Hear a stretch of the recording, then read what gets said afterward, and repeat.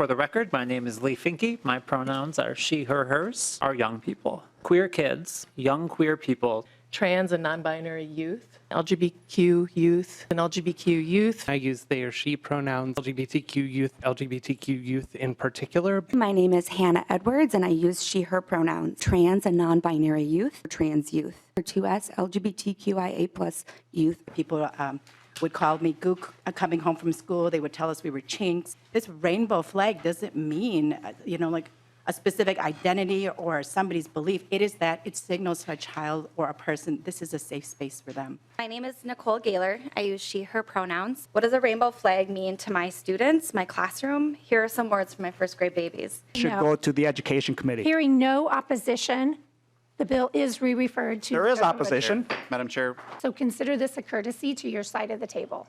For the record, my name is Lee Finke. My pronouns are she, her, hers.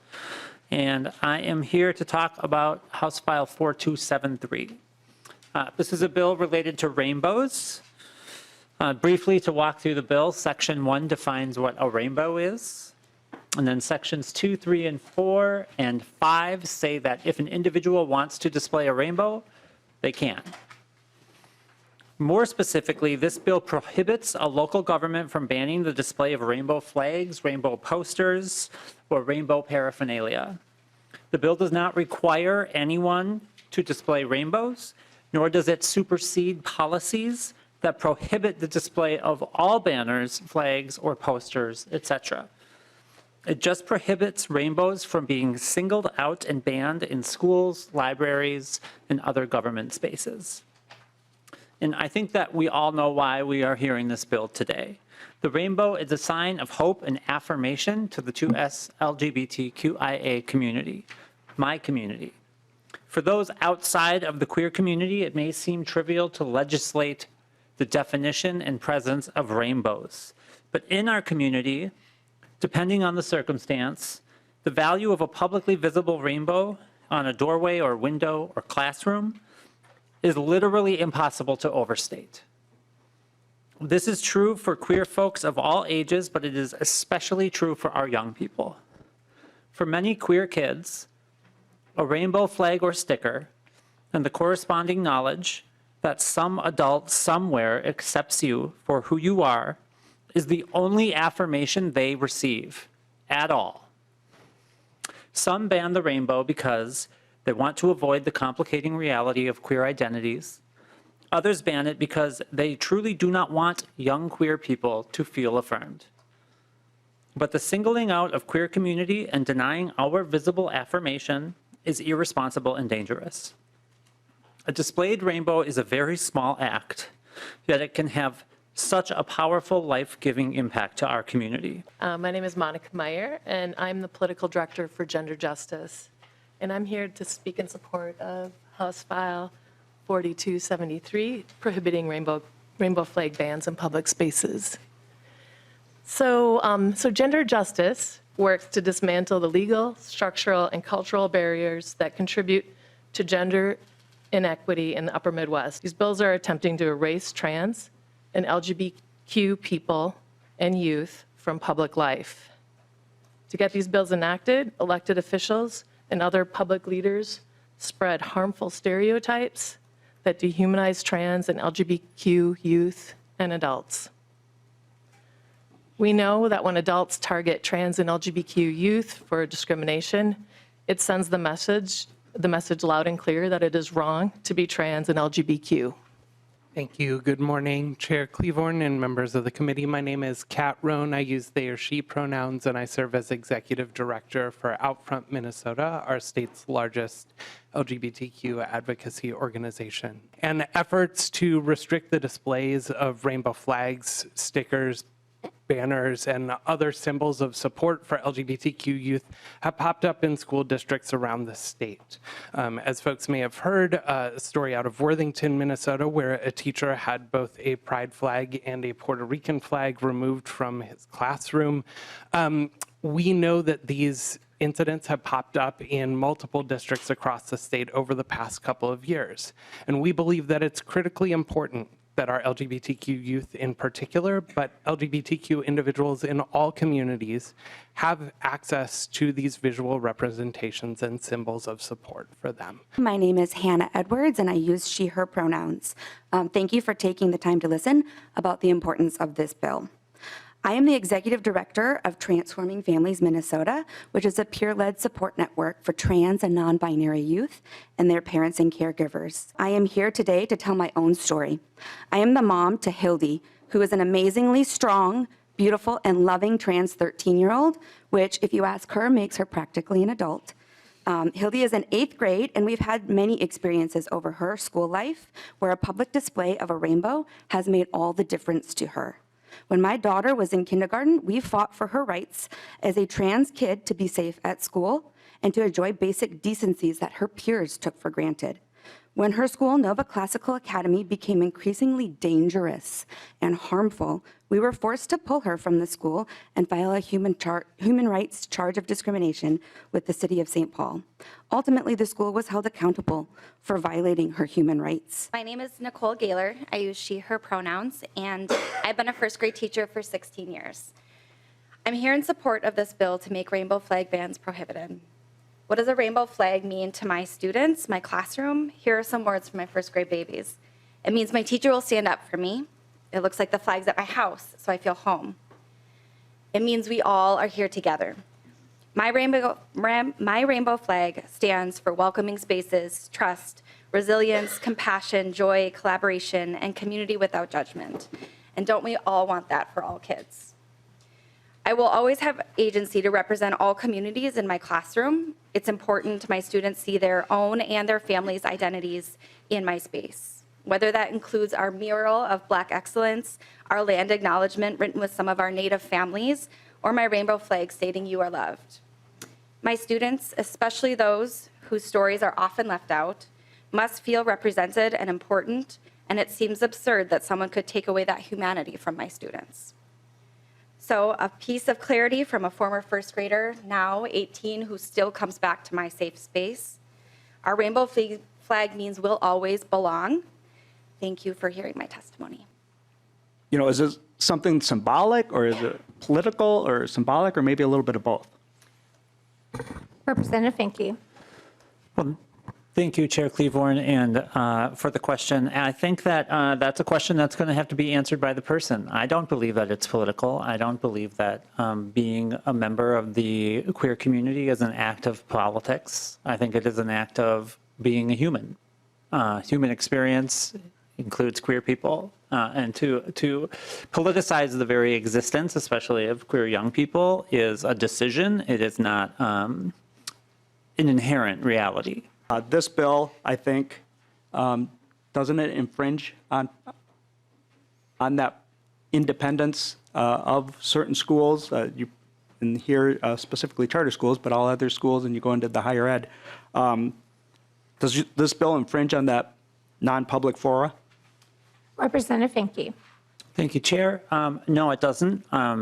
Actually, to the First Amendment point of your bill, of your question, I actually believe that the First Amendment already bans the removal of rainbow flags in any space, anywhere in the state of Minnesota, under the First Amendment, under the Minnesota Human Rights Act, and under the Minnesota Safe and Supportive Schools Act. Unfortunately, it is very common practice for schools to determine in their own political decisions whether or not to have a rainbow flag.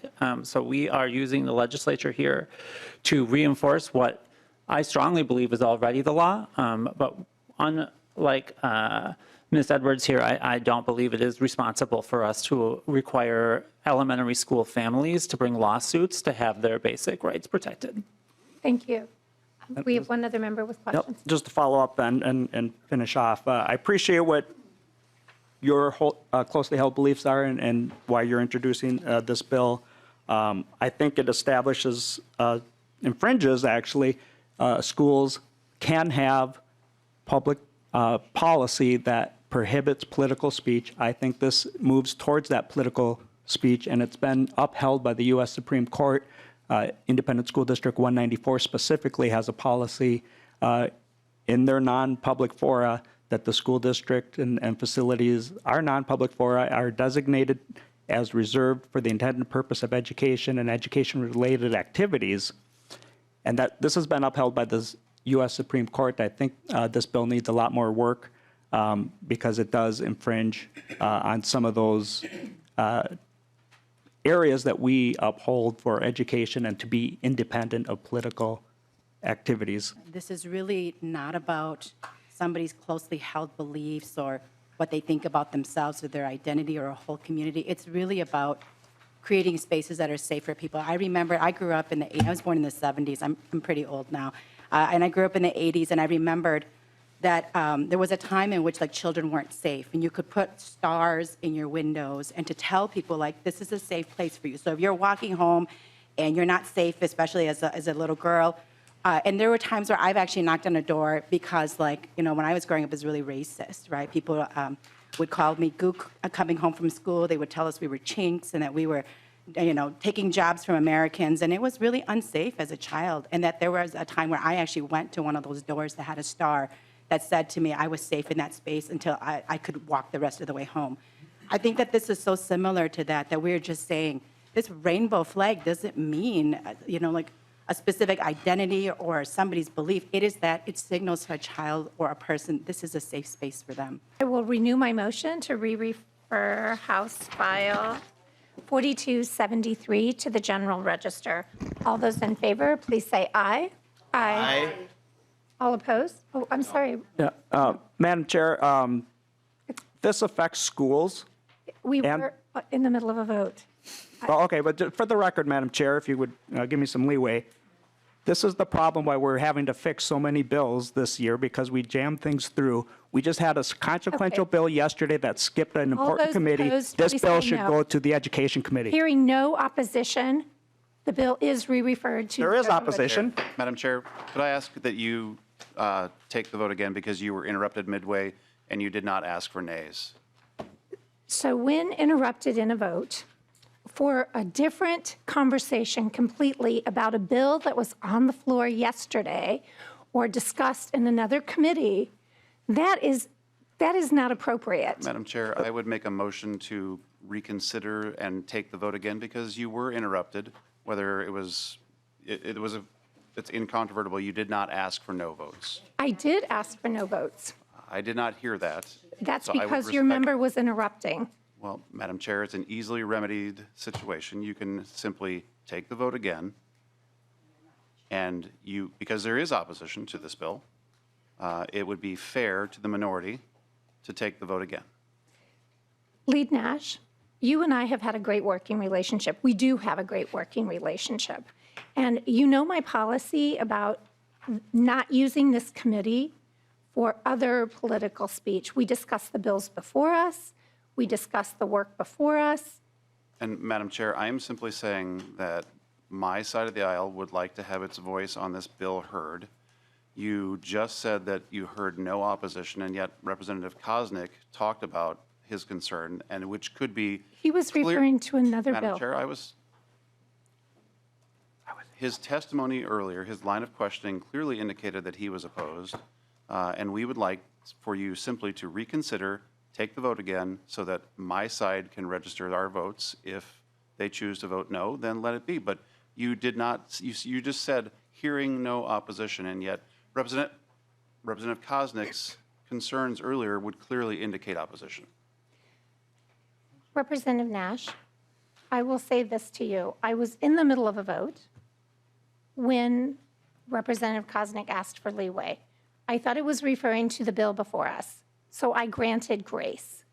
And then when I realized it was not about the bill before us, but about how we work in the House, which is not the topic before us at this moment, I said, is there any opposition? And I heard none. Well, Madam Chair. I will, let's do, Madam Chair, and I respect the chair, and we're here, we've got plenty of time here to take a vote. I didn't know that the motion was to refer to the General Register. I should have called for a point of order, perhaps. I didn't mean to interrupt, and in fact, I was still talking, and you jumped in on me. But I think I would like to make the motion to refer to the Education Committee. That is not a motion that we are going to entertain. And, Vote has been called. So if your and there, side of the according to you in the voice record, there was no opposition, which I disagree with.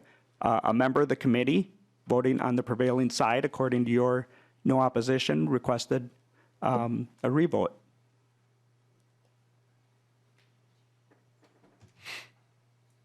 A reconsideration. You have the votes to win.